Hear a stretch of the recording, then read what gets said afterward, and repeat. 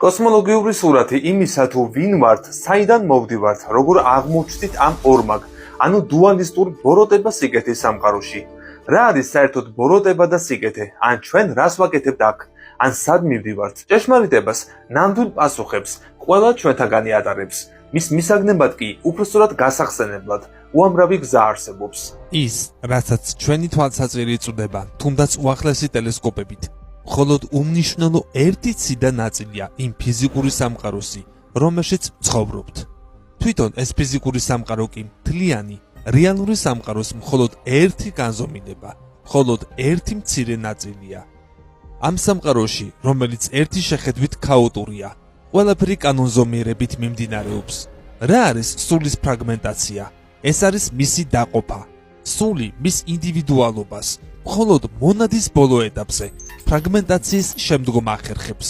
ამ დროს ის ჯერ კიდევ სრული მონადაა, გაწონასწორებული ქალური და მამაკაცური ენერგიებით, მაგრამ აქედან თავისი სრულყოფილების გამო ვერ შეძლებს დაბლა დაშვებას და შესაბამისად ვერანაირ გამოცდილებას ვერ მიიღებს.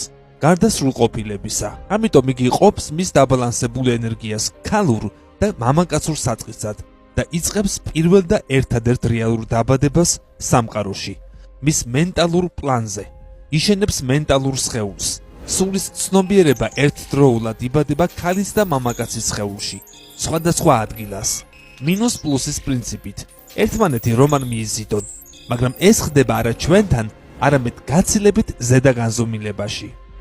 ეს არის ფორმების სამყარო, ანუ პირველი მატერიალური სამყარო, სადაც სული პირველად იწყებს ფორმების ჩამოყალიბებას.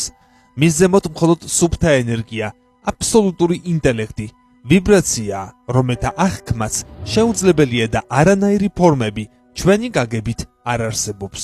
ამ სამყაროს შეგვიძლია ვუწოდოთ მე-12 განზომილება. ესეც პირობითია და აღებულია 7 ძირითადი განზომილების და მისი 5 ობერტონის მიხედვით. რეალურად კი თითოეულ განზომილებას 7 ძირითადი ქვეგანზომილება გააჩნია თავისი 5 ობერტონით, რასაც ისევ მაგიურ 144-მდე მივყავართ. რას ნიშნავს 144? საწყის ღმერთს გამოყოფილი სული 12-ად ფრაგმენტირდება და თითოეული ისევ 12-ად, ასე რომ საბოლოოდ 144 სრულყოფილი მონადაა.